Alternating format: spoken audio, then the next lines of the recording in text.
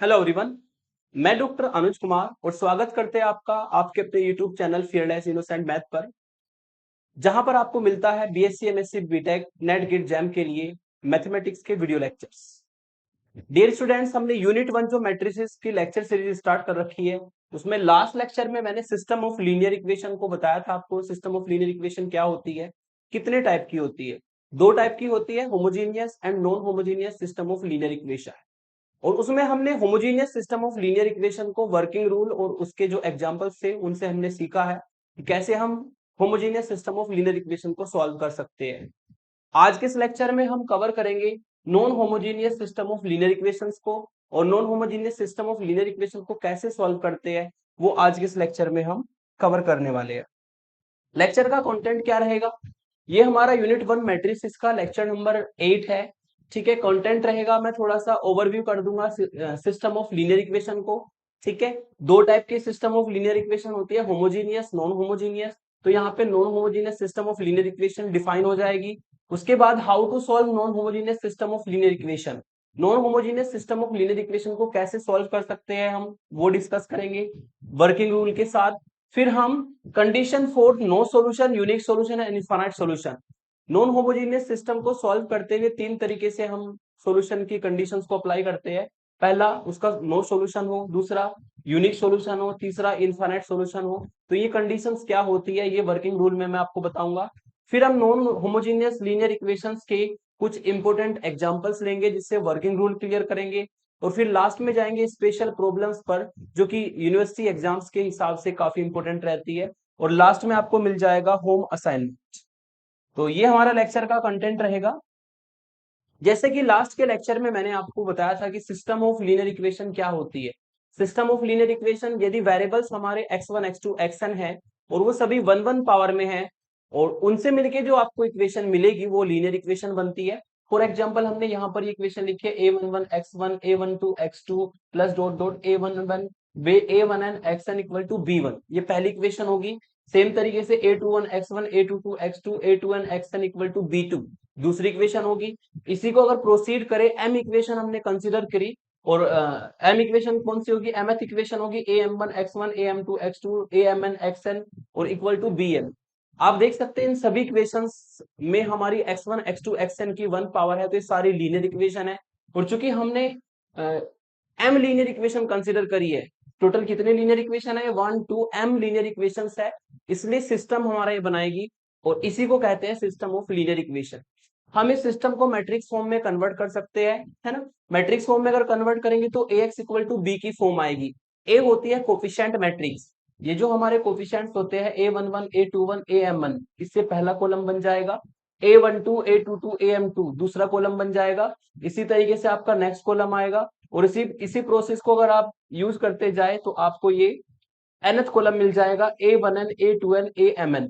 तो ये हमारे ए मैट्रिक्स होती है जिसको हम कोफिशिएंट मैट्रिक्स कहते हैं। और ये हमारी x1 x2 xn के जो कोफिशिएंट्स है उनको लेकर के हम इसको बनाते हैं।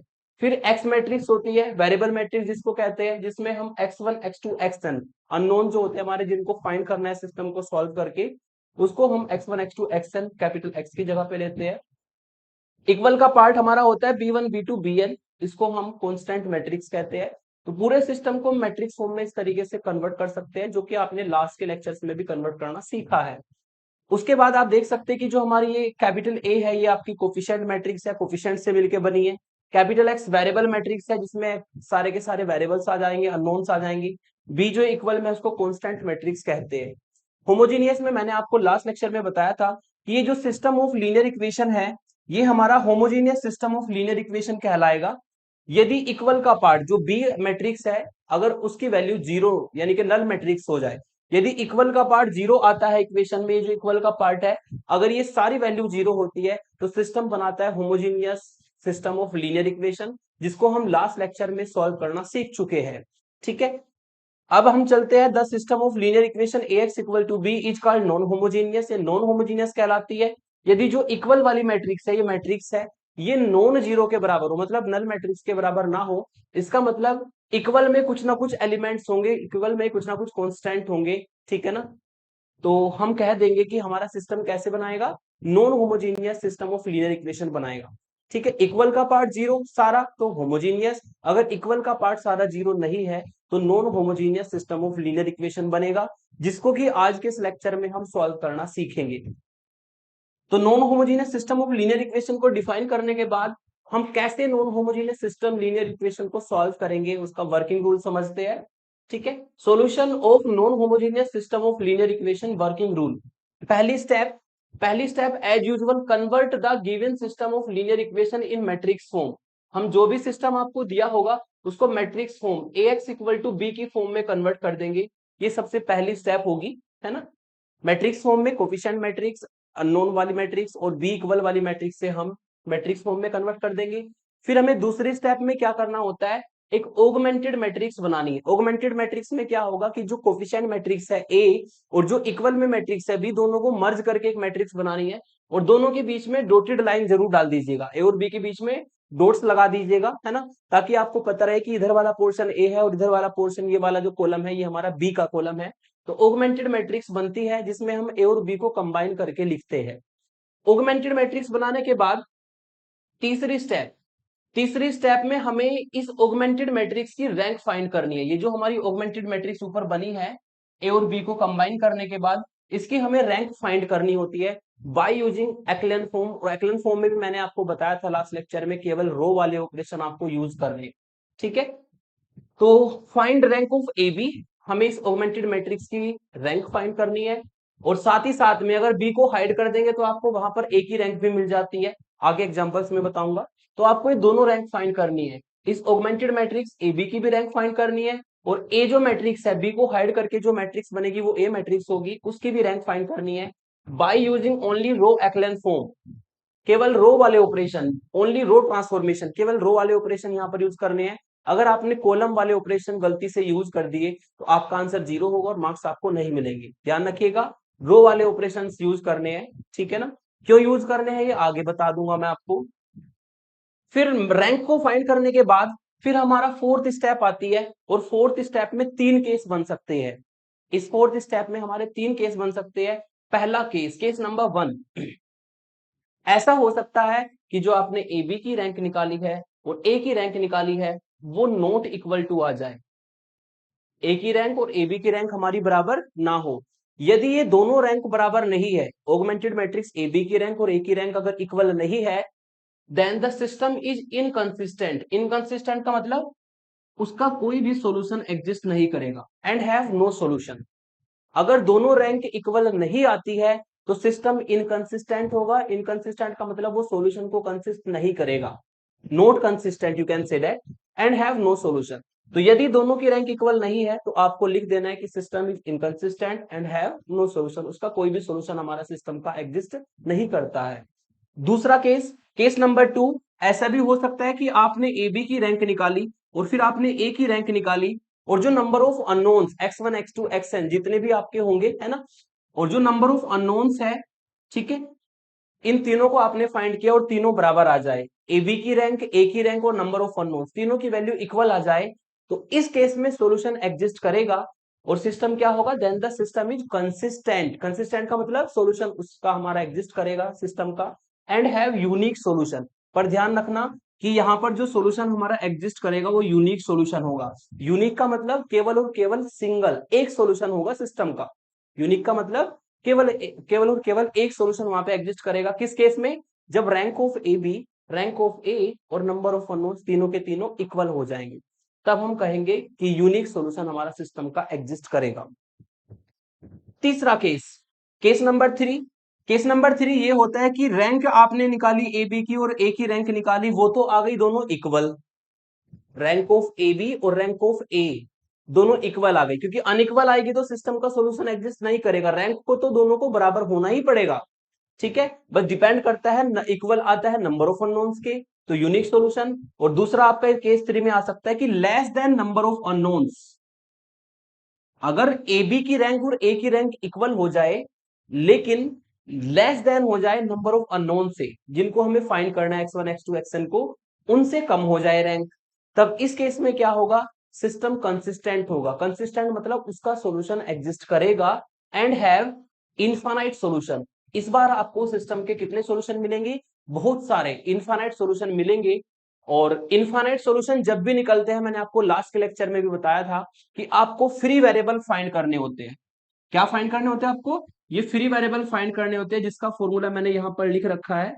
ठीक है, फ्री वेरिएबल्स आपको निकालने होते हैं किस केस में? जब इनफाइनाइट सॉल्यूशन सिस्टम का एग्जिस्ट करेगा तब ये फ्री वेरिएबल निकलते हैं। फ्री वेरिएबल का फॉर्मूला होता है कि नंबर ऑफ अननोन्स जो हमारे हैं उसमें से हमें रैंक को माइनस करना होता है, फ्री वेरिएबल निकल जाते हैं। ठीक है, तो ये हमारा होता है non homogeneous system of linear equation को सॉल्व करने का तरीका। इसमें एक नोट मैंने यहाँ पर लिखा है, नोट कभी कभी यूज हो जाता है। The non homogeneous system of linear equation ax equal to B have unique solution. ये हमारा हमेशा यूनिक सॉल्यूशन रखेगा if determinant of coefficient matrix is not equal to zero. जो ए मैट्रिक्स होती है, ठीक है, उसका अगर हम डिटर्मिनेंट निकाले और वो जीरो के बराबर नहीं आता है, तब हमेशा सिस्टम जो है यूनिक सॉल्यूशन रखेगा। तब हमेशा सिस्टम कैसा सॉल्यूशन रखेगा? यूनिक सॉल्यूशन रखेगा। तो ये हमारा है non homogeneous system of linear equation को सॉल्व करने का वर्किंग रूल। अब इस वर्किंग रूल को हम आगे एग्जांपल्स में यूज करते हैं। ठीक है, और पहले मैं आपको तीनों केस का एक एक एग्जांपल से केस को समझा देता हूं कि कैसे कैसे केस अप्लाई होते हैं। मतलब कब यूनिक सॉल्यूशन आएगा, कब नो सॉल्यूशन आएगा, कब इनफाइनाइट सॉल्यूशन आएगा, तीनों का एक एक एग्जांपल में कंसीडर करता हूं। और आपको वर्किंग रूल को पहले क्लियर कर लेता हूं, फिर जाएंगे हम आगे स्पेशल क्वेश्चंस पर, स्पेशल प्रॉब्लम्स पर, जो कि यूनिवर्सिटी एग्जाम में पूछे जाते हैं। तो यहां पर आपको लिखा है कि test the consistency of the system of linear equation. ये लीनियर इक्वेशंस हमें गिवन है और हमें यहाँ पर टेस्ट करनी है कंसिस्टेंसी, मतलब इस सिस्टम का सॉल्यूशन एग्जिस्ट करता है या नहीं करता है, वो टेस्ट करना है। अगर सॉल्यूशन एग्जिस्ट करेगा तो फाइंड करना है, अगर एग्जिस्ट नहीं करेगा तो आपको लिख देना है कि सिस्टम का कोई भी सॉल्यूशन नहीं है। तो ये हमें इक्वेशन दी है। सबसे पहले हम क्या करेंगे, गिवन करके इन तीनों इक्वेशन को लिख देंगे। पहली इक्वेशन है x plus y plus z equal to -3, दूसरी है 3x plus y minus 2 z equal to -2, और तीसरी है 2x plus 4y plus 7 z equal to 7। और इसको हम डाल देते हैं इक्वेशन नंबर 1। ये सिस्टम हमें दिया है, इसको हम इक्वेशन 1 डाल देते हैं। फिर हमें पहली स्टेप में करना क्या है, सिस्टम को मैट्रिक्स फॉर्म में लिखना है। Convert the given system of equations in matrix form as ax equal to b की फॉर्म में हमें इसको लिखना है सिस्टम को, है ना। a होगी कोफिशिएंट मैट्रिक्स। कोफिशिएंट मैट्रिक्स मतलब पहला जो कोफिशिएंट है वो 1 है, फिर 3 है, यहाँ पर 2 है। तो x के कोफिशिएंटों से पहला कॉलम बनेगा 1 3 2। y के कोफिशिएंट आपका 1 है और 4 है, तो ये 1 1 4 दूसरा कॉलम बनेगा। z के कोफिशिएंट है 1 -2 7, तो 1 -2 7 से तीसरा कॉलम बनेगा। ये हो जाएगी आपकी ए मैट्रिक्स, जिसको कोफिशिएंट मैट्रिक्स कहेंगे, जो हमने एक्स वाई जेड के कोफिशिएंटों से मिलकर बनाई है। फिर हमें कैपिटल एक्स को लेना होता है। कैपिटल एक्स यहाँ पर अननोन्स है जिनको हमें फाइंड करना है। हमें फाइंड करना है एक्स को, वाई को और जेड को। तो कैपिटल एक्स हमारा हो जाएगा एक कॉलम मैट्रिक्स, जिसमें हम ऊपर एक्स फिर वाई फिर जेड लिख देंगे। ठीक है, और इक्वल का जो पार्ट है आप देख सकते हैं वो वैल्यू जीरो नहीं है। अगर सारी वैल्यू जीरो आती है तो होमोजेनियस वाला रूल लगता है, जो कि लास्ट लेक्चर में सीखा था। लेकिन यहाँ पर आपको दिया है -3 -2 7, तो ये नॉन होमोजेनियस सिस्टम बनाएगा। इसका मतलब आपको जो मैं लेक्चर करा रहा हूँ नॉन होमोजेनियस वाला, वो वर्किंग रूल आपको यहाँ पर अप्लाई करना है। ठीक है, तो इक्वल में हो जाएगा -3 -2 7। तो सिस्टम को हम मैट्रिक्स फॉर्म में लिख देंगे और इसको हम इक्वेशन 2 का नाम दे देते हैं। अब हमें ए और बी को कंबाइन करना है और ऑगमेंटेड मैट्रिक्स बनानी है। ए और बी को कंबाइन करना बहुत सिंपल है। ये हमारी ए मैट्रिक्स है और ये इक्वल में बी मैट्रिक्स है। तो ए को इस तरीके से, ठीक है, और बी के साथ में कंबाइन कर देंगे, बीच में डॉट लगा देंगे 3 4 इस तरीके से। ए और बी को डॉटेड लाइन से कंबाइन करेंगे, मर्ज करेंगे। ठीक है, देख लीजिए यहाँ पर ये हमारा ए है। ए हो जाएगा ये 1 1 1 3 1 -2 2 4 7, और बीच में मैंने कुछ डॉट्स लगाया है। ये डॉट्स आपको लगाने हैं, ये रिप्रेजेंट करेंगे कि ये इधर वाला तो पोर्शन है ए और ये वाला पोर्शन है आपका ऊपर देख सकते हैं बी। तो ए और बी को अगर कंबाइन करके मैट्रिक्स बना दे तो वही हमारी ऑगमेंटेड मैट्रिक्स होती है। पर ध्यान रखना, ए और बी के बीच में डॉटेड लाइन इस तरीके से जरूर डालना, क्योंकि हमें ए बी की भी रैंक चाहिए, ए की भी रैंक चाहिए।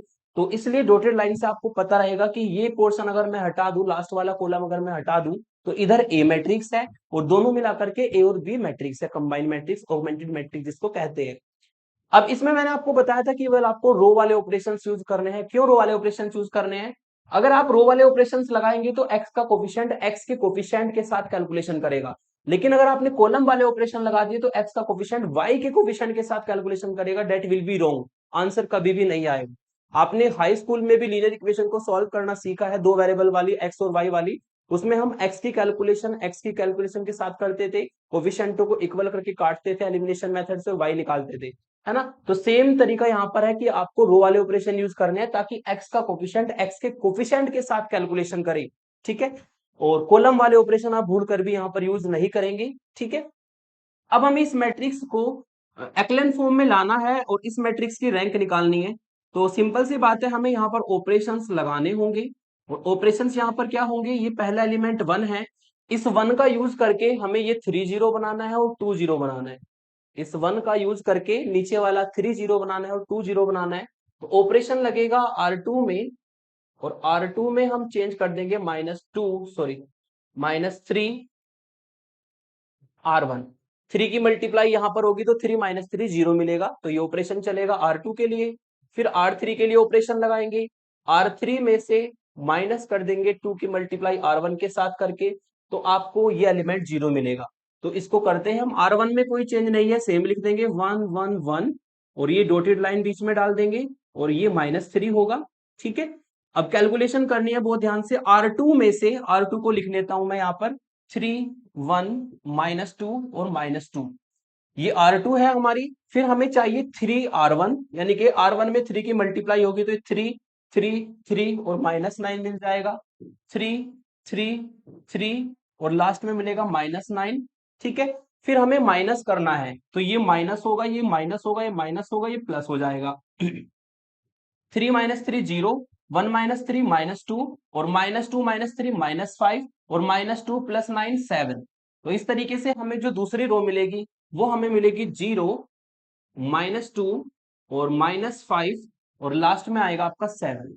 तो इस तरीके से हम कैलकुलेशन को करते हुए जाएंगे। अगर इस तरीके से कैलकुलेशन करेंगे तो गलत होने के चांस नहीं होते हैं, है ना। तो 3 - 3 0, 1 - 3 -2, और -2 - 3 -5, और ये हो जाएगा आपका -2 और प्लस के 9, जिससे कि आपको 7 मिलेगा, ओके।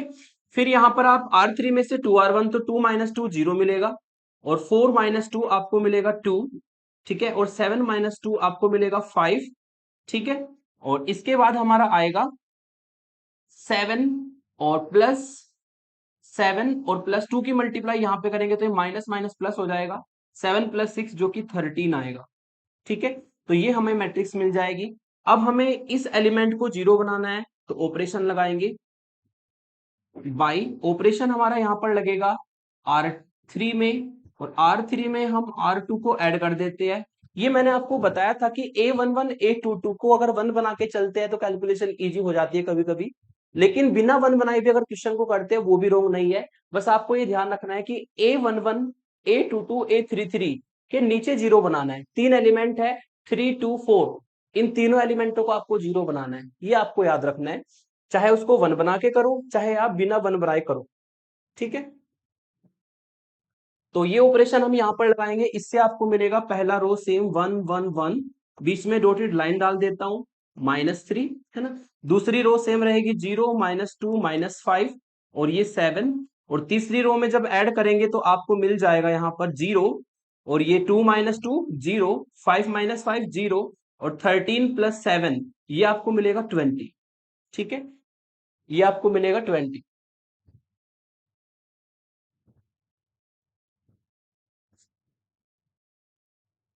यस, ये आपको 20 मिलेगा। तो आप देख सकते हैं कि जो हमारा A11 A22 और A33 था, ये हमारा A11 है, ठीक है, ये A22 है और ये A33 है। इसके नीचे हमें 0 बनाना था एक्लेन फॉर्म के में लाने के लिए, और एक्लेन फॉर्म हमारी बन चुकी है। इसका मतलब इस मैट्रिक्स की रैंक हम इजीली फाइंड कर सकते हैं, ठीक है। और यहाँ पर जो मैट्रिक्स है हमारी वो ए बी कंबाइन है, यहाँ पर जो मैट्रिक्स है ए बी कंबाइन है।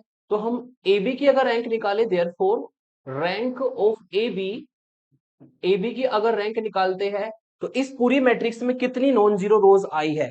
पहली रो नॉन जीरो है, दूसरी रो नॉन जीरो है, तीसरी रो भी अगर देखें तो 20 आपका नॉन जीरो एलिमेंट है तो वो भी नॉन जीरो है। तो पूरी ए बी की जो रैंक आएगी वो हमारी यहाँ पर 3 मिलेगी। हमें क्या मिलेगी यहाँ पर, वो 3 मिलेगी। अब हम निकालते हैं ए की रैंक। एक ही रैंक को निकालना ध्यान से सीखिए। ये जो बी वाला कॉलम है ना, इसको हाइड कर लो आप इस तरीके से। हाइड करके जो इधर वाली मैट्रिक्स है ये ए मैट्रिक्स है, और जो अगर ए भी एक्लन फॉर्म में आ गई तो ए भी हमारी एक्लन फॉर्म में अपने आप आ जाएगी। अगर ए बी मैट्रिक्स जो ऑगमेंटेड मैट्रिक्स है वो एक्लन फॉर्म में आ जाए तो बी को हाइड करने पर हम ए की रैंक इजीली निकाल सकते हैं, क्योंकि इधर वाला जो पोर्शन है ना ये ए मैट्रिक्स से बना है, तो हम इसको अगर हाइड कर दे तो ये भी एक्लन फॉर्म में है। आप इसकी रैंक निकालेंगे तो पहली रो मिलेगी नॉन जीरो 1 1 1, दूसरी रो मिलेगी 0 -2 -5 नॉन जीरो, लेकिन तीसरी रो को अगर देखें आप तो उसमें तीनों एलिमेंट जीरो है, तो इसका मतलब जो ए की रैंक है वो 2 होगी। नंबर ऑफ नॉन जीरो रोज है ना, तो दो नॉन जीरो रोज आएगी अगर हम बी को हाइड कर ले, तो यहां पर आपकी जो ए की रैंक आएगी वो 2 होगी। ऑब्वियसली ए बी की रैंक 3 आई है, ए की रैंक 2 है। दिस इंप्लाइज जो रैंक ऑफ ए बी है is not equal to rank of A. तो केस 1 लगेगा आपके वर्किंग रूल का। वर्किंग रूल में मैंने बताया था, ठीक है, अगर ए बी की रैंक ए के रैंक के बराबर नहीं है then the system is inconsistent, system is inconsistent,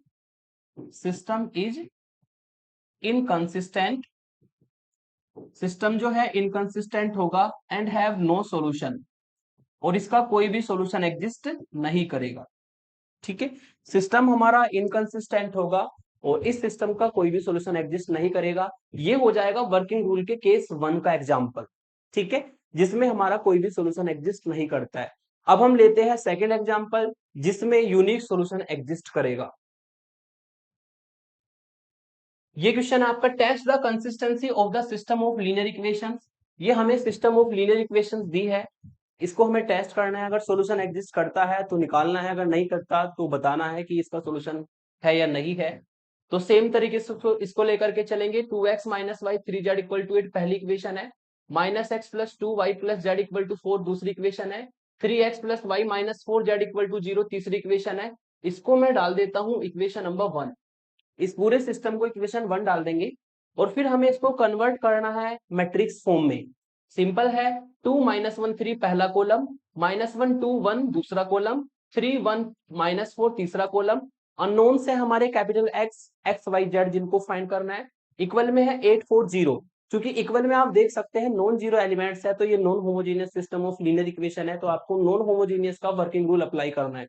अब हमें ऑगमेंटेड मैट्रिक्स बनानी है। ए मैट्रिक्स और बी मैट्रिक्स दोनों को मर्ज करके इस तरीके से लिख देना है, कंबाइन करके लिख देना है। और ये मर्ज करके जो लिखा जाता है ये हमारी जो मैट्रिक्स हमें मिलती है डॉटेड बीच में डाल दीजिएगा, ताकि याद रहे कि इधर वाला पोर्शन ए है और ये कॉलम जो है बी का कॉलम है ना। तो ये ए बी मैट्रिक्स है। अब हमें इसकी रैंक को फाइंड करनी है। रैंक को फाइंड करने के लिए, ठीक है, आप बिना 1 बनाए भी चल सकते हैं या 1 को बनाकर भी चल सकते हैं। ठीक है, मैंने क्या किया, पहले एलिमेंट को 1 बनाया ताकि कैलकुलेशन थोड़ी सी इजी हो जाए। ठीक है, अगर आपको लगता है कि कैलकुलेशन विदाउट 1 के इजी है तो बिना 1 बनाए भी आप चल सकते हैं, इससे कोई फर्क नहीं पड़ता, है ना। तो मैंने इसको 1 बनाने के लिए क्या किया, R1 में चेंज किया और R1 में R2 को ऐड कर दिया। ऐसा करने से क्या होगा, 2 -1 की वैल्यू 1 आ जाएगी, है ना।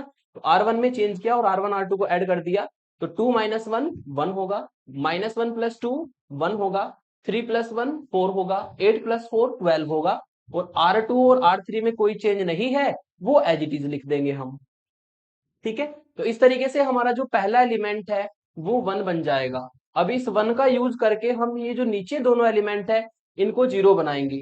नीचे हमारे जो एलिमेंट है एक तो -1 है R2 में और एक 3 है R3 में, यानी कि हमें R2 में R2 में तो R1 को ऐड करना होगा, -1 + 1 0 बन जाएगा, इसमें तो ऐड करना होगा। और R3 में हमें पहले यहाँ पर 3 की मल्टीप्लाई करनी होगी।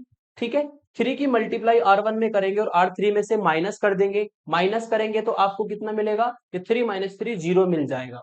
तो 1 के नीचे 0 बनाना है, ये दोनों ऑपरेशंस लगाएंगे। ऑपरेशंस को एज यूजुअल आप सॉल्व करेंगे। ये आप जोड़ेंगे तो -1 + 1 0, 2 + 1 3, 4 + 1 5, 12 + 4 16। R1 को R2 में जोड़ना था तो हमने दोनों को ऐड कर दिया, ये सेकंड रो आ जाएगी।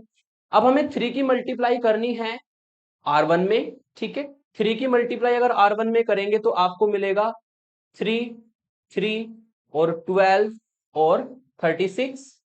ठीक है, और R3 में से घटाना है, R3 आपका 3 1 -4 3 1 -4 और 0 घटाना है तो ये माइनस होगा माइनस होगा माइनस होगा माइनस होगा, ऐसा करने से ये 0 देगा, ये -2 देगा, ये -16 देगा और ये माइनस के 36 देगा, जो कि हमने R3 में लिखा है 0 -2 -16 36। तो कैलकुलेशन को आप इस तरीके से करेंगे ताकि आपका क्वेश्चन जो है गलत होने के चांस ना हो। तो हमने यहाँ पर क्या किया, इस 1 को यूज किया और इन दोनों एलिमेंटों को नीचे 0 बना दिया। अब ये हमारा जो A22 है इसको हम देखें तो ये 3 है, 1 बना लेते ताकि कैलकुलेशन थोड़ी सी इजी हो जाए। तो इसका मतलब हमें R2 में ऐड करना होगा R3 को। तो हमने यहाँ पर वही ऑपरेशन लगाया कि R2 में ऐड कर देते हैं R2 को, R2 में ऐड कर देते हैं R3 को। अगर ऐड करेंगे तो R1 सेम रहेगा 1 1 4 12, R2 में R3 को ऐड करना है तो 0 + 0 0 और 3 - 2 1 और ये 5 - 16 -11 और ये 16 - 36 -20 आपको R2 मिलेगा। R3 में कोई चेंज नहीं है, उसको हम एज इट इज लिख देंगे। ठीक है, अब थोड़ा सा अगर ध्यान दे तो आप R3 में देख सकते हैं कि सारे 2 के मल्टीप्लाई में है, तो इसका मतलब हम इस पूरी रो को 2 से डिवाइड कर सकते हैं, है ना। तो हमने R3 को क्या किया, 2 से डिवाइड लगा दिया। R1 R2 सेम रहेगी वही जो ऊपर है, बस यहाँ पे 2 से डिवाइड करेंगे तो ये 0 रहेगा, ये 2 से डिवाइड करने पर -1, ये 2 से डिवाइड करने पर -8, ये 2 से डिवाइड करने पर -18 आपको मिलेगा। अब हमें क्या करना है, इसका यूज करना है, सॉरी, अब हमें इसका यूज करना है। ठीक है, और इसके नीचे जो आपका ये -1 है इसको 0 बनाना है। ठीक है, तो दोनों को ऐड कर देते हैं, मतलब R3 में चेंज होगा और R3 में R2 को ऐड कर देंगे। ऐड करेंगे तो कितना मिलेगा, R1 वही रहेगा, R2 वही रहेगा जो ऊपर वाली मैट्रिक्स में है। ऐड करने पे -1 + 1 0, 0 + 0 0, -11 -8 -19 और ये आपका होगा -20 और -18, ऐड करना है ना तो माइनस के 38 बन जाएगा। ठीक है, तो A22 का यूज करके 0 बनाया। अब हमें A33 को 1 बनाने के लिए इस पूरी R3 को -19 से डिवाइड कर देते हैं, तो ये मिलेगा आपको 0 0 -19 से डिवाइड करेंगे तो 1, -19 से डिवाइड करेंगे तो प्लस के 2। आप देख सकते हैं कि जो हमारा A11 है, जो हमारा A22 है और जो हमारा A33 है, उसके नीचे हमने 0 बना दिया, तो इसका मतलब एक्लेन फॉर्म आ गई। ठीक है, A11 A22 A33 को आप 1 बना के भी चल सकते हैं, बिना 1 बनाए भी कर सकते हैं, आंसर पे कोई फर्क नहीं पड़ेगा, डिपेंड करता है क्वेश्चन पे। अगर आपको 1 बना के इजी लगता है तो 1 बना के चलो, अगर विदाउट 1 बनाए इजी लगता है तो आप बिना 1 बनाए भी चल सकते हैं। ओके, तो ये हमारी एक्लेन फॉर्म आ गई। अब हमारा समय है ए की और ए बी की रैंक को फाइंड करने का। अब हम ए की और ए बी की रैंक को लिख लेते हैं नाउ। अगर आप रैंक निकालते हैं ए बी की, तो ए बी की रैंक हमारी यहां पर होगी 1 रो, नॉन जीरो रोज देखना है 1 2 और तीसरी रो भी नॉन जीरो रो है, तो ए बी की रैंक हमारी 3 है। अब हमें क्या करना है, इस बी वाले कॉलम को हाइड कर लेना है, लास्ट वाले कॉलम को हाइड कर लेंगे। इसको हाइड करने पर ये हमारी ए मैट्रिक्स बनेगी। इसकी भी रैंक देखो, इसमें पहली रो नॉन जीरो है, दूसरी रो नॉन जीरो है, तीसरी रो भी देखे तो ये एलिमेंट 1 है। ठीक है, 0 0 1 है ना, तो इसका मतलब तीनों की तीनों रो ए में भी नॉन जीरो है। ठीक है, और नंबर ऑफ नॉन जीरो रो ही हमारी मैट्रिक्स की रैंक को डिफाइन करती है, तो ए की भी रैंक हमारी 3 आएगी। This implies rank of A B और रैंक ऑफ ए दोनों हमारी इक्वल है। अगर दोनों की रैंक इक्वल आ जाती है तभी सॉल्यूशन एग्जिस्ट करेगा, अगर इक्वल नहीं आती तो सॉल्यूशन कभी भी एग्जिस्ट नहीं करेगा। उसका एग्जांपल हम डिस्कस कर चुके हैं। ठीक है, तो यहां पर आप देख सकते हैं कि हमने ए बी की रैंक निकाली एक्लन फॉर्म से, है ना, केवल रो ऑपरेशन लगाते हुए, तो वो 3 आई। बी को हाइड किया तो ए की रैंक निकाली, वो भी हमारी 3 आई। और number of unknowns 1 2 3 x Y z ये भी हमारे 3 ही है, तो आप कह सकते हैं कि ये जो इक्वल है ये नंबर ऑफ अननोन्स के इक्वल है। ये किसके इक्वल है, नंबर ऑफ अननोन्स के इक्वल है। और ये बन जाएगा आपका वर्किंग रूल का केस 2। जब ए बी की रैंक, ए की रैंक और नंबर ऑफ अननोन तीनों इक्वल हो जाते हैं तो यूनिक सॉल्यूशन हमारा सिस्टम का एग्जिस्ट करता है। तो आपको वही लिखना होगा, then the system is consistent, then the system is consistent. Consistent का मतलब उसका सॉल्यूशन एग्जिस्ट करेगा, एंड हैव यूनिक सॉल्यूशन। और इस केस में जो सॉल्यूशन एग्जिस्ट करेगा वो यूनिक सॉल्यूशन होगा। अब हमें वापस इन इक्वेशंस को लिख देना है उसी फॉर्म में, 1 into x plus 1 into y plus 4 into z, और ये है बी मैट्रिक्स यानी कि इक्वल का पार्ट 12।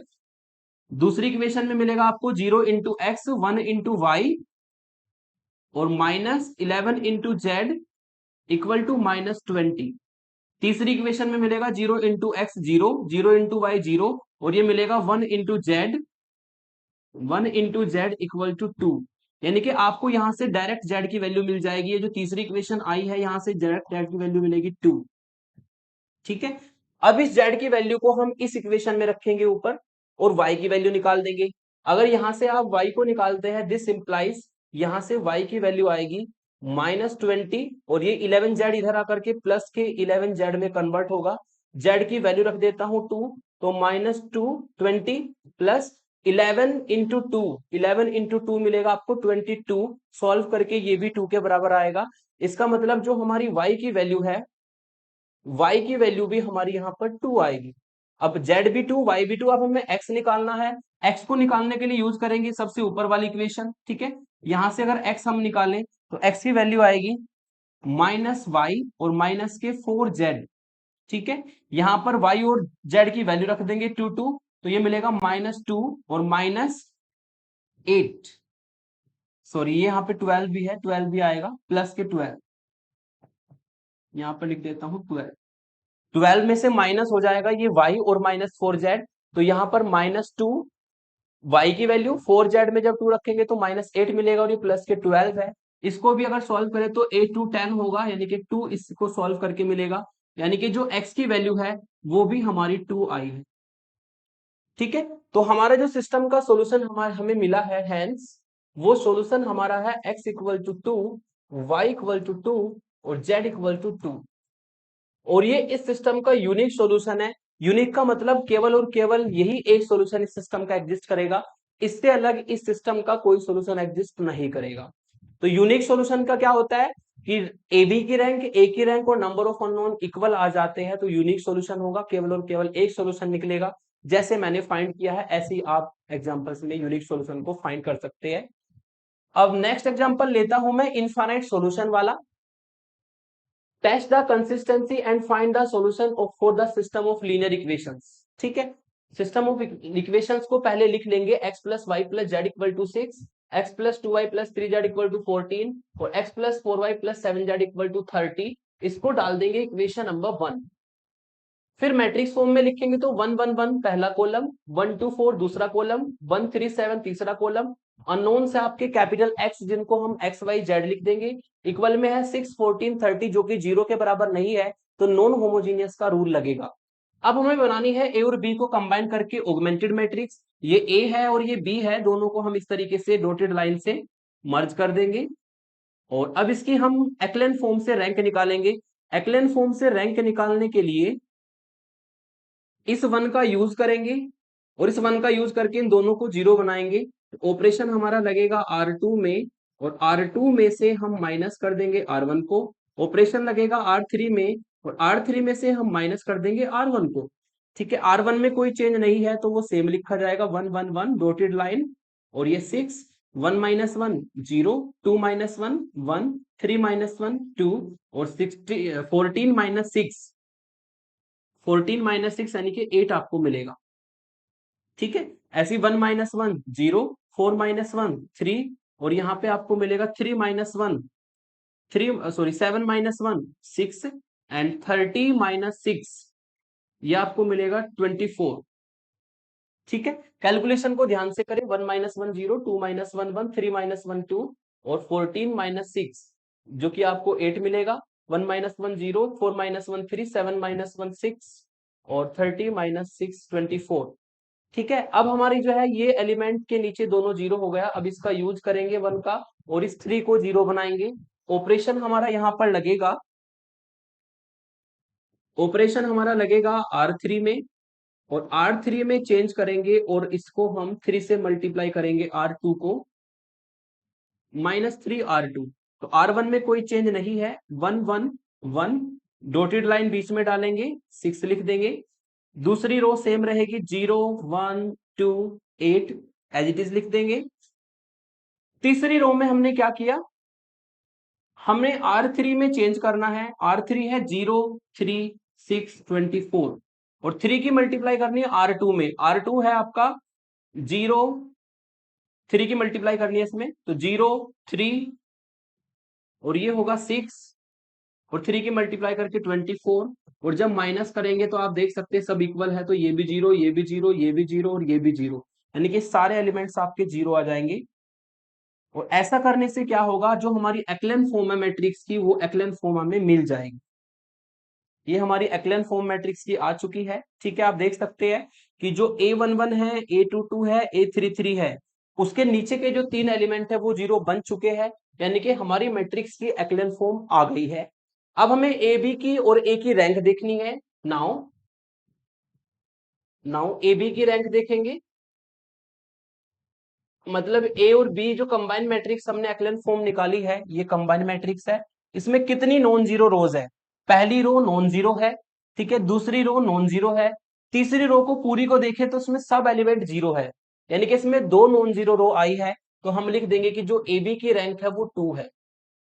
ठीक है, अब इसको अगर हाइड कर ले कॉलम को, तो बी आपका इसमें से रिमूव हो जाएगा और ये मैट्रिक्स जो इधर बचेगी, ए वाली मैट्रिक्स बचेगी, इसकी भी रैंक हम फाइंड कर सकते हैं, क्योंकि अगर ए भी एक्लेन फॉर्म में आ गई तो ए अपने आप ही एक्लेन फॉर्म में आ जाएगी। बी को मैंने हाइड किया और ए की हम रैंक देख सकते हैं, पहली रो नॉन जीरो, दूसरी रो नॉन जीरो, तीसरी रो में तीनों एलिमेंट जीरो है, तो इसका मतलब ए की रैंक भी 2 होगी, है ना। तो आप लिख सकते हैं ए बी की रैंक 2 है, दिस इंप्लाइज रैंक ऑफ ए। ठीक है, ए बी की रैंक और ए की रैंक दोनों इक्वल आ गई, इसका मतलब सिस्टम का जो सॉल्यूशन है वो एग्जिस्ट करेगा। अगर ए बी की रैंक और ए की रैंक इक्वल आती है तभी सिस्टम का सॉल्यूशन एग्जिस्ट करेगा।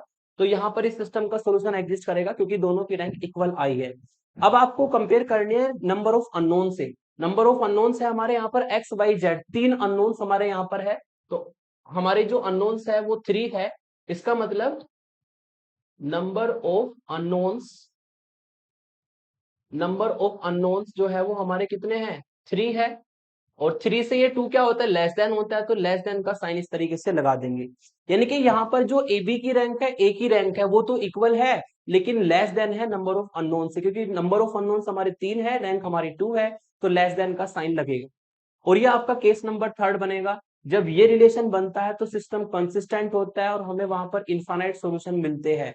इनफाइनाइट सॉल्यूशन निकालने के लिए हमेशा फ्री वेरिएबल की नीड होगी, कैसे होगी आगे देख लेते हैं। पहले लिख देता हूं मैं, therefore the system is, therefore the system is consistent. System जो है वो कंसिस्टेंट होगा, यानी कि सॉल्यूशन इसका एग्जिस्ट करेगा, सॉल्यूशन कंसिस्ट करेगा, system is consistent and have infinite solution, and have infinite solution. और कितने सॉल्यूशन एग्जिस्ट करेंगे यहाँ पर? इनफाइनाइट सॉल्यूशन जो है सिस्टम के एग्जिस्ट करेंगे। इनफाइनाइट सॉल्यूशन को कैसे निकालेंगे? इस मैट्रिक्स को वापस सिस्टम की फॉर्म में लिखना है, तो 1 इंटू एक्स, यानी कि x मिलेगा, फिर 1 इंटू वाई, वाई मिलेगा, 1 इंटू जेड, जेड मिलेगा, इक्वल टू में है 6, तो 6 मिलेगा। ये इक्वल का पार्ट होता है इधर वाला, बी वाला, है ना। तो 0 इंटू एक्स 0 हो जाएगा, 1 into y plus 2 into z और इक्वल टू 8 होगा हमारा। ये जो 8 है ये बी का पार्ट है, इसलिए इक्वल का पार्ट होगा। तो इस एक्लेन फॉर्म को अगर वापस सिस्टम की फॉर्म में लिखेंगे तो 2 इक्वेशन हमें मिलेगी, तीसरी रो तो जीरो रो है, वो तो जीरो ही बना देगी। अब आपको यहाँ पर फ्री वेरिएबल फाइंड करने हैं। क्या फाइंड करने हैं? Free variable. तो जो फ्री वेरिएबल का फॉर्मूला है वो आपको पता है, नंबर ऑफ अननोन्स में से, नंबर ऑफ अननोन्स में से मैट्रिक्स की जो रैंक है वो माइनस कर देनी है। ठीक है, नंबर ऑफ अननोन है आपके 3 और मैट्रिक्स की रैंक है 2, तो एक यहाँ पर फ्री वेरिएबल है। एक फ्री वेरिएबल का मतलब कि एक ऐसा वेरिएबल है जो कोई भी रियल नंबर को ले सकता है, कोई भी रियल वैल्यू को वो ले सकता है। ठीक है, अब उसको हम किसको मानते हैं वो आपके ऊपर डिपेंड करता है। आप नीचे वाली इक्वेशन को देखते हुए हमेशा फ्री वेरिएबल्स को मानेंगे, या तो आप जेड को फ्री वेरिएबल मान लो या फिर आप वाई को फ्री वेरिएबल मान सकते हैं। नीचे वाली इक्वेशन को मानते हैं। अगर आपने जेड को मान लिया तो कुछ और आंसर आएगा, अगर आपने वाई को माना तो आंसर कुछ और आएगा, लेकिन दोनों सही होंगे। तो अगर जो आंसर मैं देता हूं अगर वो मैच नहीं होता तो ध्यान रख लेना कि फ्री वेरिएबल में भी आपने कुछ डिफरेंट मान लिया हो। तो यहाँ पर मैं फ्री वेरिएबल लेट कर लेता हूँ जेड को। जेड को मैंने लेट किया फ्री वेरिएबल, उसको के मान लिया और कह दिया कि के जो है रियल नंबर में बिलोंग करेगा, कोई भी रियल नंबर ये ले सकता है, कोई भी रियल वैल्यू ले सकता है। ठीक है, अब हम यहाँ पर जेड की जो वैल्यू है इस इक्वेशन में रखेंगे ऊपर, देयरफॉर तो y की वैल्यू हमारी आएगी 8 माइनस 2z, और z की वैल्यू यहाँ पर रखेंगे तो 8 माइनस 2 के आपको मिल जाएगा। यानी कि y की वैल्यू हो जाए, ये तो हो जाएगी z की वैल्यू और ये हो जाएगी y की वैल्यू। ठीक है, अब हम इस वाली इक्वेशन को देखें तो x की वैल्यू हम फाइंड कर सकते हैं। ठीक है, x की वैल्यू होगी 6 माइनस वाई माइनस जेड, और यहाँ पर सारी वैल्यू को पुट कर देंगे 6 माइनस वाई, वाई की वैल्यू है हमारी ये 8 माइनस 2k। ठीक है, और माइनस जेड माइनस के, इसको अगर सॉल्व करेंगे तो 6 माइनस 8 और प्लस 2k माइनस के, and after solving you will get 6 minus 8 minus 2 और 2k माइनस के प्लस के k। ठीक है, इसका मतलब जो x की वैल्यू हमारी आएगी वो आएगी k माइनस 2। ठीक है, y की वैल्यू हमारी आएगी वो आएगी 8 माइनस 2k, और z की वैल्यू हमने कंसिडर की है k, और k हमारा बिलोंग करेगा रियल नंबर में। तो यही इस सिस्टम का सॉल्यूशन होगा। और के चूंकि रियल नंबर में बिलोंग करता है तो आप के को कोई भी रियल नंबर कंसिडर कर सकते हैं। 1 रखेंगे तो एक सॉल्यूशन मिलेगा, 2 रखने पर दूसरा, 3 रखने पर तीसरा, 4 रखने पर चौथा। इस तरीके से आपको इसके इनफाइनाइट सॉल्यूशन मिलेंगे। वही हमने ऊपर लिखा भी है कि जो सिस्टम है वो कितने सॉल्यूशन रखता है, इनफाइनाइट सॉल्यूशन रखता है, क्योंकि यहाँ पर फ्री वेरिएबल निकले हैं। फ्री वेरिएबल है तो कोई भी वैल्यू हम उसको दे सकते हैं। ठीक है, तो ये सॉल्यूशन होगा। इसको आप ऐसे भी लिख सकते हैं कि capital X equal to X Y Z and will be equal to X की वैल्यू के माइनस 2, वाई की वैल्यू 8 माइनस 2k और जेड की वैल्यू k, और k बिलोंग करेगा रियल नंबर में। दोनों तरीके से आप आंसर को बता सकते हैं। ठीक है, तो ये हमारा थर्ड केस होगा जिसमें कि हमारा सिस्टम का इनफाइनाइट सॉल्यूशन एग्जिस्ट करेगा।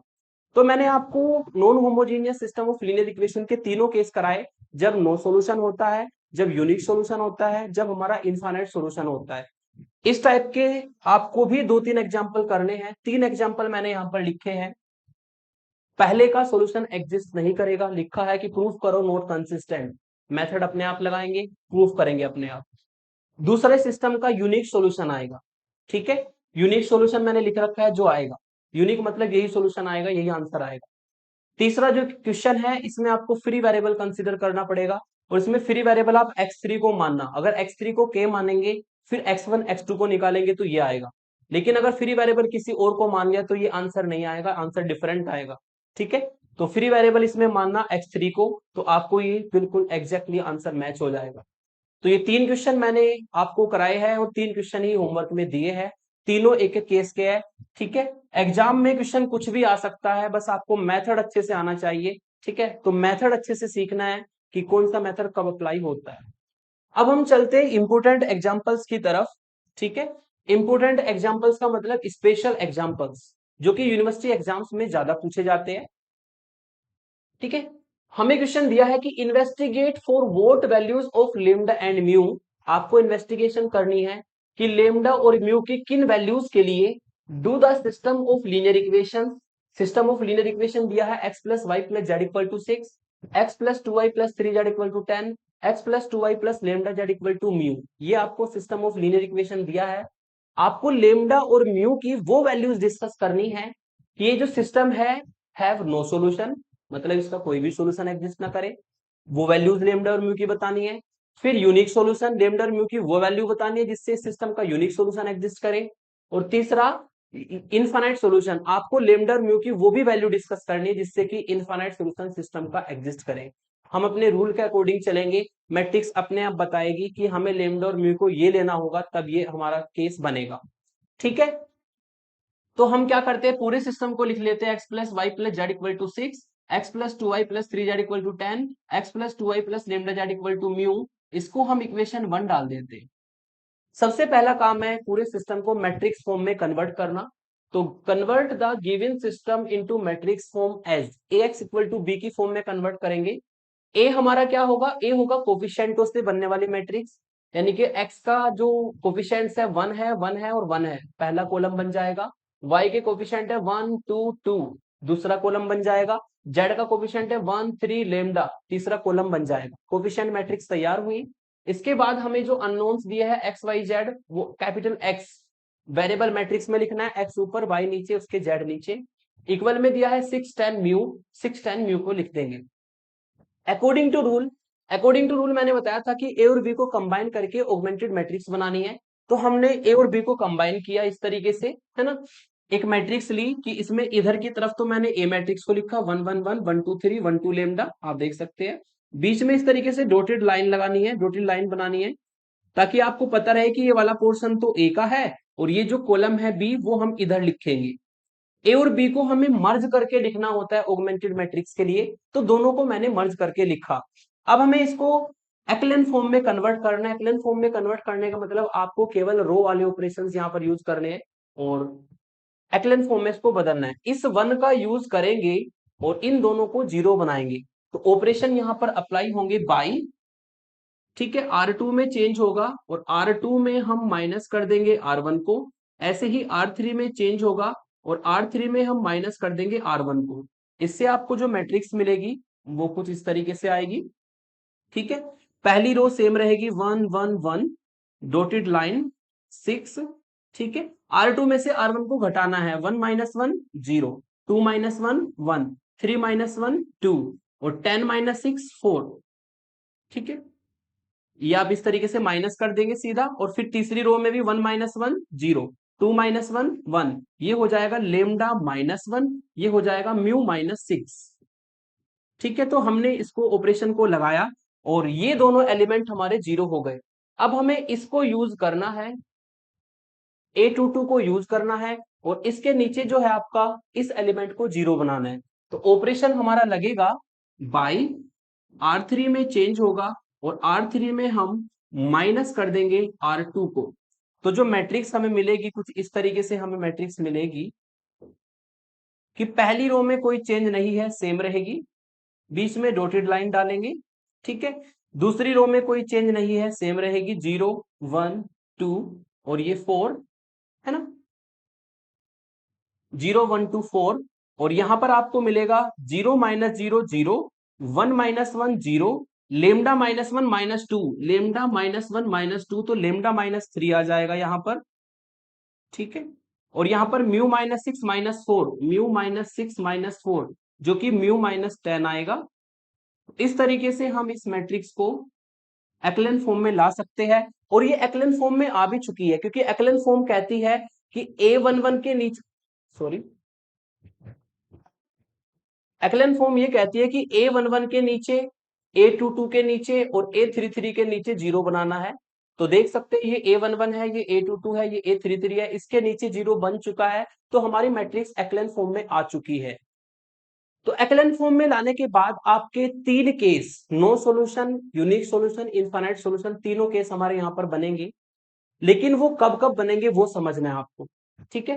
पहला केस नो सॉल्यूशन वाला आपको रिवाइज कर लेना है, मैंने आपको बताया था वर्किंग रूल में कि यदि ए बी की रैंक और ए की रैंक इक्वल नहीं है, ए बी की रैंक और ए की रैंक इक्वल नहीं है, तो सिस्टम इनकंसिस्टेंट होगा और उसका कोई भी सॉल्यूशन एग्जिस्ट नहीं करेगा।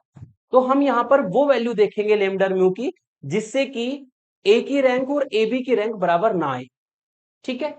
वो सिंपल सा केस है कि यहाँ पे हम लेमडा की वैल्यू को 3 रख लेते हैं। केस 1 में हमने लेमडा को लिया 3, लेमडा को हमने क्या लिया 3। यदि हम लेमडा को 3 रख देंगे तो 3 माइनस 3 क्या हो जाएगा, 0 हो जाएगा। यानी कि आपकी जो मैट्रिक्स बनेगी वो इस तरीके से बनेगी 1 1 1 और ऊपर 6 0 1 2 और ये 4 और 0 0 और लेमडा को जब 3 रखेंगे, क्योंकि लेमडा को अगर 3 लेते हैं तो 3 माइनस 3 क्या होगा 0, इसको डॉटेड लाइन से कर देंगे, ठीक है। तो आप देख सकते हैं कि जो बी को हाइड करेंगे तो ए की रैंक आपको 2 मिल गई, यानी कि अब हमें क्या करना है, ए बी की रैंक 2 ना आए, वो वैल्यू हमें म्यू की लेनी है। तो सिंपल सी बात है, हमें म्यू को 0 नहीं बनाना, ठीक है। अगर ये भी 0 एलिमेंट बन गया तो ए बी की रैंक भी 2 हो जाएगी, ए की रैंक भी 2 हो जाएगी, नो सोल्यूशन वाला केस बनेगा ही नहीं। तो हमें करना क्या है, लेमडा को तो लेना है 3, लेकिन म्यू को लेना है is not equal to 10, mu को हमें 10 के बराबर नहीं लेना है, क्योंकि जब म्यू 10 के बराबर नहीं होगा तो ये एलिमेंट कभी भी 0 नहीं बनेगा। इसका मतलब ये कोई भी एलिमेंट आ सकता है लेकिन नॉन जीरो एलिमेंट आएगा। जैसे कि मैंने म्यू को 11 मान लिया तो यहाँ पे 1 आ जाएगा, तब इस केस में आप देख सकते हैं कि जो ए बी की रैंक है वो तो 3 आएगी, लेकिन अगर इसको हाइड कर ले तो ए की जो रैंक है, ए में हमारी दो ही नॉन जीरो रो बनेगी, तो ए की रैंक हमारी 2 आएगी, ए बी की रैंक 3 आएगी इस केस में, और ए की रैंक आएगी आपकी 2। दोनों इक्वल नहीं है, सिस्टम इनकंसिस्टेंट होगा और उसका कोई भी सॉल्यूशन एग्जिस्ट नहीं करेगा। ठीक है, इसको थोड़ा सा एक्सप्लेन कर देंगे हम, इसको हम थोड़ा सा एक्सप्लेन कर देते हैं। ठीक है, if lambda equal to 3 mu equal to 10, then तब इस केस में क्या होगा कि जो ए बी की रैंक है, जो ए बी की रैंक है वो तो 3 आएगी, ठीक है, एंड जो ए की रैंक है वो हमारी 2 आएगी, और दोनों इक्वल नहीं है, this implies rank of A B is not equal to rank of A. और अगर दोनों रैंक इक्वल नहीं आती है तो मैंने आपको बता रखा है केस 1 में कि सिस्टम जो है वो इनकंसिस्टेंट होगा और उसका कोई भी सॉल्यूशन एग्जिस्ट नहीं करेगा। वही मैंने लिख रखा है already, then the system is inconsistent and have no solution. यानी कि यदि हम लेमडा को 3 ले ले और म्यू को ले ले इज नॉट इक्वल टू 10, तो जो सिस्टम है उसका सॉल्यूशन एग्जिस्ट नहीं करेगा। हमें यहाँ पर लेमडा और म्यू की वैल्यू भी डिस्कस करनी है तीनों केस में, कि हम लेमडा और म्यू को क्या ले कि तीनों केस बन जाए। तो पहले केस के लिए आपको पता लग गया कि हमें लेमडा को लेना है 3 और म्यू को हमें 10 नहीं लेना है, तभी नो सॉल्यूशन एग्जिस्ट करेगा। दूसरा केस, दूसरा केस होता है यूनिक सॉल्यूशन वाला। यूनिक सॉल्यूशन के रूल को रिवाइज कर लो थोड़ा सा।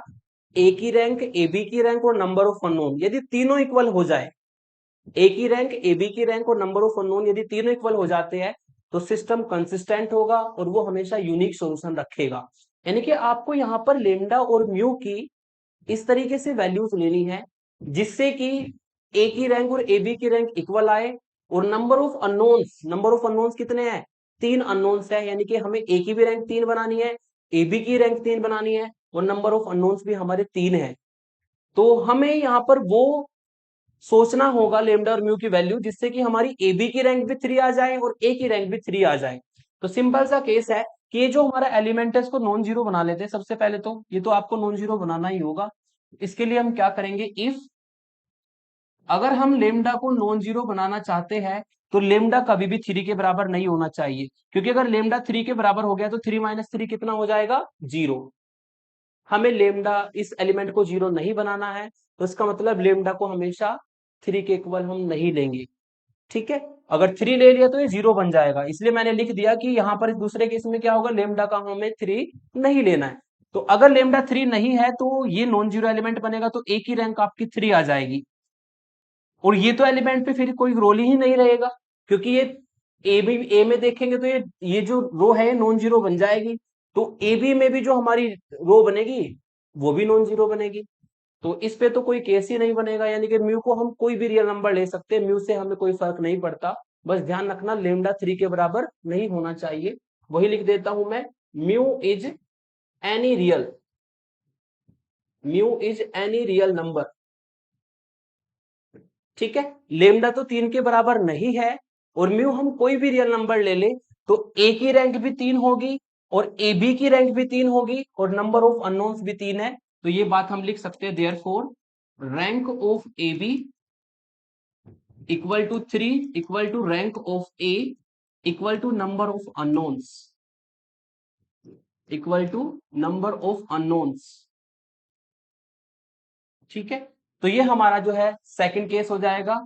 यदि ए बी की रैंक, ए की रैंक और नंबर ऑफ अननोन्स तीनों इक्वल रहते हैं, ठीक है, तो सिस्टम कंसिस्टेंट होगा और उसका जो है यूनिक सॉल्यूशन एग्जिस्ट करेगा, केवल और केवल एक सॉल्यूशन एग्जिस्ट करेगा। लेकिन ध्यान रखना किसके लिए, लेमडा 3 नहीं होना चाहिए। म्यू तो फ्री है, कुछ भी ले लीजिए आप, ठीक है, चाहे उसको आप 10 भी ले लो, उससे कोई फर्क नहीं पड़ेगा, क्योंकि अगर लेमडा 3 नहीं है तो ए बी में भी वो रो नॉन जीरो रहेगी और ए में भी वो रो नॉन जीरो रहेगी।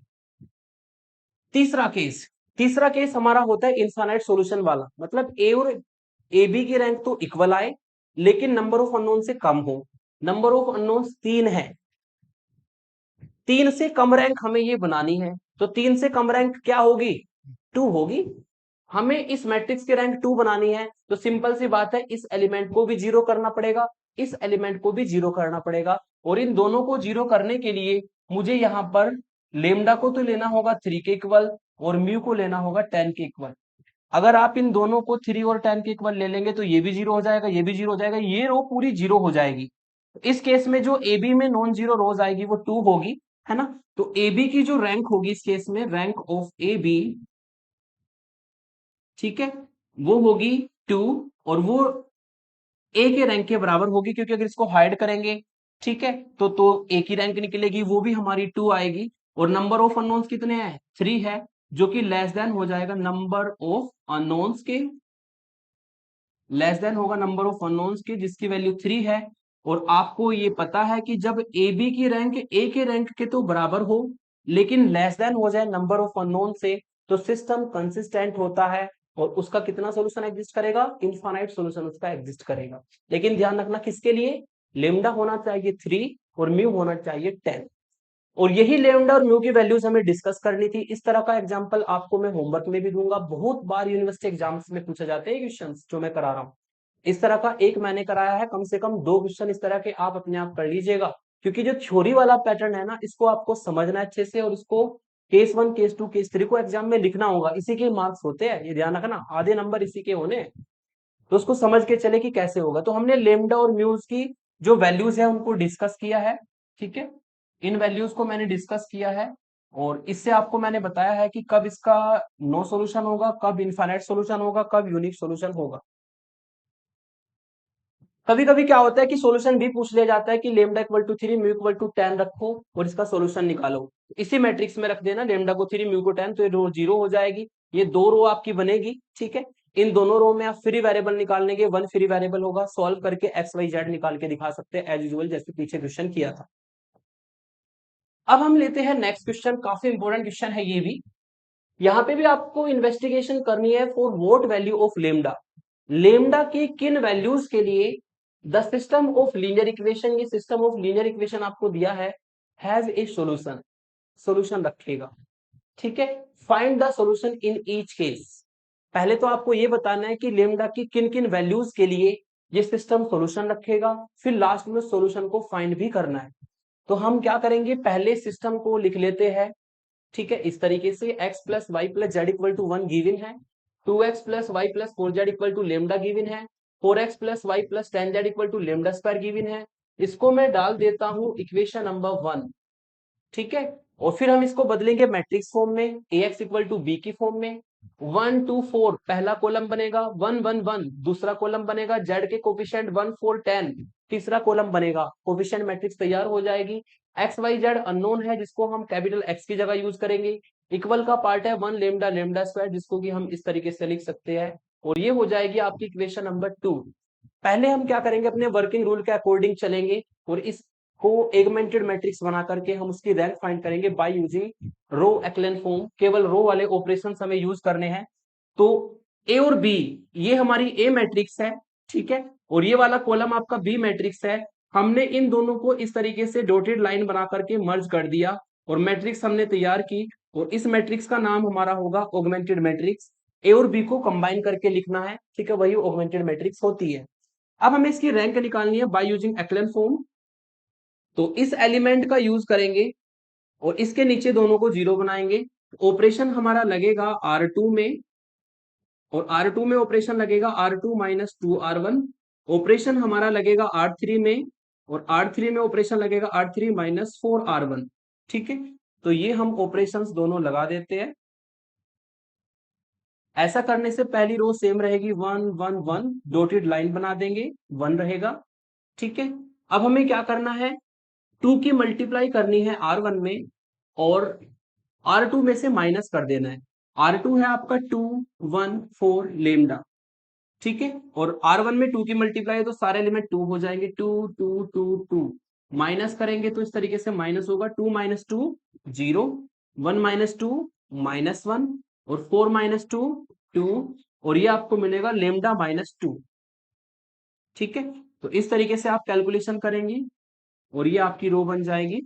फिर हमें क्या करना है, R3 में चेंज करना है। R3 के एलिमेंट्स है 4 1 10 और लेमडा स्क्वायर, ठीक है, और 4 की मल्टीप्लाई करनी है R1 में, R1 में 4 की मल्टीप्लाई करेंगे तो सारे एलिमेंट 4 हो जाएंगे, माइनस कर देंगे, है ना, तो 4 माइनस 4 0, और ये 1 माइनस 4 माइनस 3 होगा, और ये आपको मिलेगा 10 - 4। 10 - 4 का मतलब होगा 6 and this will be lambda square -4। Lambda square -4 और ये हमारी जो है सेकंड रो भी बन जाएगी। तो हमने क्या किया, फर्स्ट एलिमेंट 1 को यूज किया और उसके नीचे हमने दोनों को 0 बना दिया। अब हमें क्या करना है, इसको 1 बनाना है। 1 बना के फिर हम उसके नीचे 0 बनाएंगे। तो क्या कर लेते हैं, पहले हम जो हमारी इक्वेशन है, ठीक है, इक्वेशन सॉरी R2 जो हमारी रो है उसको हम डिवाइड कर लेते हैं बाई -1 से। R2 में चेंज करेंगे और R2 में हम चेंज लगा देंगे -1 से। मल्टीप्लाई कर दो, डिवाइड कर दो, तो R1 सेम रहेगा। R2 में जब माइनस से मल्टीप्लाई करेंगे तो 0 1 -2 and this will be minus lambda +2, ठीक है। और यहां पर आपको मिलेगा 0 -3 6 और लेमडा स्क्वायर -4, ये मिल जाएगा आपको। अब हमें इस 1 का यूज करना है और इसके नीचे जो -3 एलिमेंट है ये वाला, इसको हमें 0 बनाना है। इसको 0 बनाने के लिए हमारा ऑपरेशन लगेगा,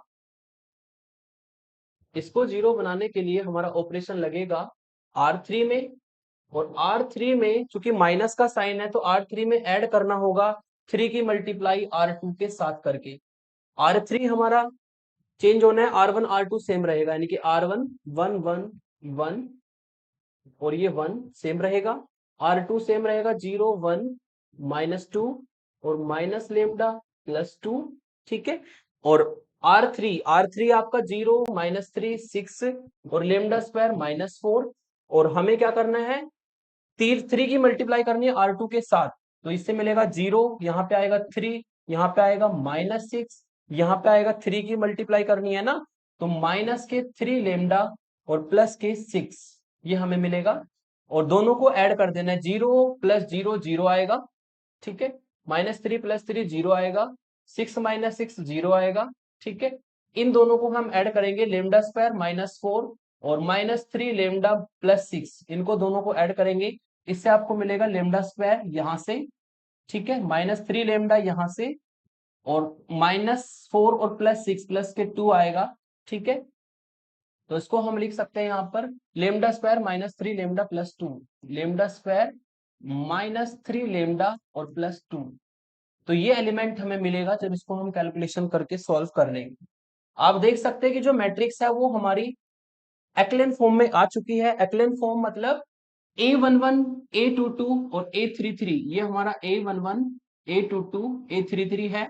इसके नीचे के जो एलिमेंट है वो 0 बनाने होते हैं, तो हमने इन तीनों एलिमेंटों को 0 बना लिया, ठीक है ना, by using only row operations. और केवल आपको रो वाले ऑपरेशन ही लगाने होते हैं, है ना। तो ये हमारी मैट्रिक्स आ गई। अब आपको इस मैट्रिक्स को एनालाइज करना है और ये बताना है कि सिस्टम का सोल्यूशन कब एग्जिस्ट करेगा, क्योंकि वो हमें डिस्कस करना है। आपको लेमडा की वो वैल्यूज बतानी है जिससे सिस्टम का सोल्यूशन एग्जिस्ट करे। तो थोड़ा सा समझना होगा, सिस्टम का सोल्यूशन कब एग्जिस्ट करेगा, जब ए की रैंक और ए बी की रैंक इक्वल हो जाएगी। तो आपको लिखना होगा therefore the system will have a solution,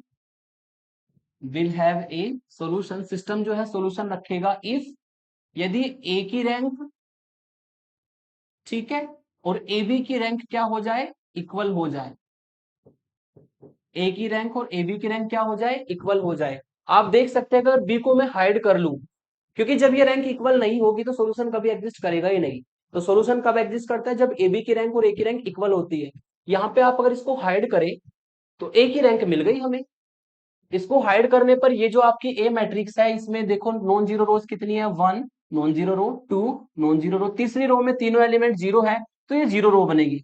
तो नंबर ऑफ नॉन जीरो रोज यहाँ पर 2 आएगी। चूंकि ए की रैंक 2 है तो ये जो ए बी की रैंक है ना, ये भी must be equal to 2। A B की रैंक भी क्या होनी चाहिए, मस्ट बी इक्वल टू 2। तो ए बी की रैंक भी हमें 2 बनानी है, तो इसका मतलब हमें क्या करना होगा, इस एलिमेंट को हमें जो लेमडा स्क्वायर -3 लेमडा +2 है उसको भी हमें 0 लेना पड़ेगा, तभी ये तीसरे वाली रो पूरी 0 रो बनेगी। और नंबर ऑफ नॉन जीरो रोज कितनी आएंगी, 2 आएगी, तभी ए बी की रैंक 2 आ सकती है, ठीक है ना। दिस इंप्लाइज, हम लिख देंगे this implies third row must be 0 row, third row must be zero row, तीसरी रो को जीरो रो होना पड़ेगा। और अगर तीसरी रो को जीरो लेना है तो इसका मतलब दिस इंप्लाइज जो ये एलिमेंट है lambda square minus 3 lambda plus 2, इसको जीरो लेना होगा। इसके कर देंगे फैक्टर, 2 के ऐसे फैक्टर जिससे 3 आ जाए, तो ये आपको मिलेगा lambda square minus 2 lambda minus lambda plus 2 equal to 0। इसको अगर सिंप्लीफाई करें लेमडा को कॉमन लेके लेमडा माइनस 2 माइनस 1 कॉमन लो, लेमडा माइनस 2 इक्वल टू 0। तो फैक्टर आएंगे लेमडा माइनस 1 और लेमडा माइनस 2 इक्वल टू 0। तो यहां से आपको लेमडा की वैल्यू मिलेगी 1 और लेमडा की वैल्यू मिलेगी 2। तो सिस्टम जो है वो सॉल्यूशन केवल एक ही केस को इन दो केस में रखेगा, जब लेमडा की वैल्यू 1 होगी और जब लेमडा की वैल्यू 2 होगी। इन दोनों से अलग अगर आप कोई भी वैल्यू लेमडा की ले लेते हैं तो सिस्टम का सॉल्यूशन कभी भी एग्जिस्ट नहीं करेगा, क्योंकि उस केस में ए की रैंक और ए बी की रैंक इक्वल नहीं आएगी। ठीक है ना। तो अब हमारा ये केस डिस्कस हो गया, लेमडा की वैल्यू हमें डिस्कस करनी थी। तो लेमडा की वैल्यू है 1 और 2, जिससे कि सिस्टम का सॉल्यूशन एग्जिस्ट करेगा। फिर लास्ट में हमें ये भी कहा था also find the solution in each case. अब आपको सॉल्यूशन भी फाइंड करना है, ठीक है, सभी केसेस में। ठीक है। तो पहले हम लेंगे लेमडा की वैल्यू 1 और सॉल्यूशन फाइंड करेंगे, फिर हम लेंगे लेमडा की वैल्यू 2 और सॉल्यूशन को फाइंड करेंगे। तो पहले मैं लेता हूं फोर लेमडा, इसको मैं इक्वेशन डाल देता हूं, ये काम आएगी हमारे मैट्रिक्स, ये ए बी के इक्विवेलेंट मैट्रिक्स है, ऑगमेंटेड मैट्रिक्स जो है हमारी। ठीक है, इसको मैं इक्वेशन नंबर 3 डाल देता हूं। ठीक है। अब हम पहला केस लेंगे, for lambda equal to 1, for lambda equal to 1, पहला हम केस लेते हैं जब लेमडा की वैल्यू क्या होगी, 1 होगी। अगर लेमडा की वैल्यू को हम 1 लेते हैं, अगर लेमडा की वैल्यू को 1 ले तो इक्वेशन 2 गिव्स, इक्वेशन 2 से जो हमें मैट्रिक्स मिलेगी वो हमें मिलेगी A B equivalent to, lambda की वैल्यू को 1 रखना है तो 1 1 1। ठीक है, ये आपका बी वाला कॉलम 1 देगा, 0 1 माइनस 2, और लेमडा को यहां पर हमें 1 रखना है। जब लेमडा को 1 रखेगा तो माइनस 1 प्लस 2, इससे आपको प्लस के 1 मिलेगा, और 1 रखने पर चूंकि 1 तो उसका रूट है, तो ये तीसरी रो 0 रो हो जाएगी। तीसरी रो कैसी रो होगी, 0 रो होगी। अब आपको उसको वापस सिस्टम की फॉर्म में बदल देना है, x 1 into x plus 1 into y plus 1 into z equal to 1। दूसरी इक्वेशन बनेगी आपकी 0 इंटू एक्स और 1 इंटू वाई और minus 2 into z equal to 1, ये हमें मिलेगा। अब हमें फाइंड करना है यहाँ पे फ्री वेरिएबल, फ्री वेरिएबल। और फ्री वेरिएबल का क्या फॉर्मूला होता है भाई, नंबर ऑफ अननोन्स में से, नंबर ऑफ अननोन्स में से आपको मैट्रिक्स की रैंक घटानी है। ठीक है, और नंबर ऑफ अननोन्स कितने आपके 3 है, मैट्रिक्स की रैंक, इस मैट्रिक्स की रैंक को देख लो, ए की रैंक देख लो, ए की रैंक 2 आएगी, तो 2 को घटाना है 1। 1 फ्री वेरिएबल होगा, मतलब आपका यहाँ पर एक फ्री वेरिएबल है, किसी एक को आप कुछ मान सकते हैं, तो मैंने यहाँ पर कंसीडर किया जेड को फ्री वेरिएबल के। ठीक है, के बिलोंग करेगा रियल नंबर में। जेड की वैल्यू अगर के लेंगे तो वाई हमें मिलेगा, देयरफॉर वाई हमें मिलेगा 1 प्लस 2 जेड के, वाई हमें मिलेगा 1 प्लस 2 जेड, ये 2 जेड उधर जाकर के प्लस में बदल जाएगा, जेड की वैल्यू रख देंगे तो 1 प्लस 2 के आपको मिलेगी वाई की वैल्यू। ठीक है, उसके बाद इस पहले वाली इक्वेशन से x को हम फाइंड कर सकते हैं, x हमारा इक्वल होगा 1 माइनस वाई माइनस जेड के, तो 1 माइनस वाई की वैल्यू है 1 प्लस 2 के, और z की वैल्यू है k। इसको सॉल्व कर लेंगे तो यहां पर आपको मिलेगा 1 माइनस 1 माइनस 2 के और माइनस के। ठीक है, x की वैल्यू निकालेंगे 1 माइनस वाई माइनस जेड, तो y की वैल्यू है 1 प्लस 2 के, यहां पर रख देंगे, और z की वैल्यू k रख देंगे, तो सॉल्व करने पर आपको मिलेगा माइनस 3 के, x की वैल्यू आ जाएगी माइनस 3 के। तो इस तरीके से ये हमारा सिस्टम का सॉल्यूशन हमें मिल जाएगा। हैंस जो कैपिटल X है उसकी वैल्यू होगी x Y z will be equal to minus 3 के, ठीक है, 1 प्लस 2 के, और आपका ये के बिलोंग करेगा रियल नंबर में। ये सिस्टम का सॉल्यूशन होगा यदि आप लेमडा को 1 लेकर के चलते हैं। पर एक इंपॉर्टेंट बात ध्यान रखना, अगर आपने फ्री वेरिएबल जेड को ना मान करके वाई को मान लिया तो सॉल्यूशन चेंज हो जाएगा, लेकिन वो भी सही होगा। ठीक है, अब हम दूसरा केस लेते हैं लेमडा इक्वल टू 2 वाला, और उसके लिए भी हम सॉल्यूशन को फाइंड करते हैं। 4, सेकंड है आपका 4, लेमडा इक्वल टू 2। अगर हम लेमडा को 2 लेते हैं, ठीक है, तो इक्वेशन 2 गिव्स, जो इक्वेशन 2 है उससे हमें देखना होगा हमें क्या मिलेगा। इक्वेशन 2 से आपको मिलेगी एक मैट्रिक्स ए बी एक मैट्रिक्स आएगी इक्विवेलेंट टू, लेमडा को 2 रखना है तो पहली रो सेम रहेगी 1 1 1 डॉटेड करके 1। ठीक है, दूसरी रो में आ जाएगा 0, लेमडा को 2 रखना है -2, सॉरी 0 1 -2, और यहाँ पे लेमडा को 2 रखने पर -2 + 2 0 होगा। फिर हम तीसरी रो में लेमडा को 2 रखेंगे, इसका तो रूट है तो ये पूरी रो 0 रो बनेगी, तभी सॉल्यूशन एग्जिस्ट करेगा। ठीक है, तो ऐसा करने से क्या होगा, हमें ए बी की ये मैट्रिक्स मिलेगी।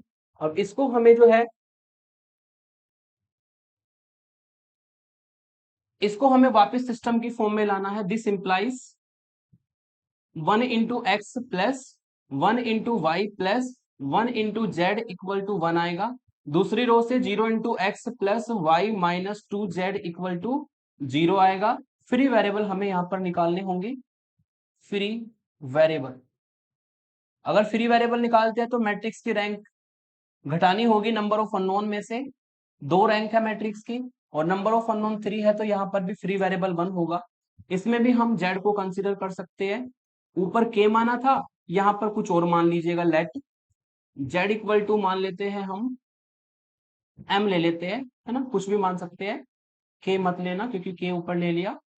तो जेड की वैल्यू एम रखेंगे यहाँ पर, ऊपर वाली इक्वेशन में तो वाई मिलेगा, वाई की वैल्यू होगी 2z यानी कि 2m।